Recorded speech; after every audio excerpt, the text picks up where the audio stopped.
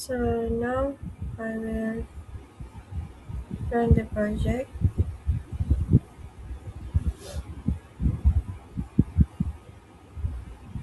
Insert the hex file here.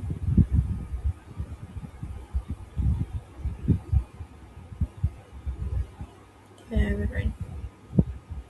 So now I will select the cook for RM2 and I will insert RM1. The purchase is success.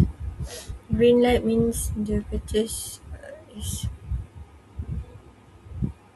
success. The red LED is showing because it's wait for an input to insert. So I will try to put Cincau and I will try and put RM5. So we will have a balance of RM3 and 50 cents.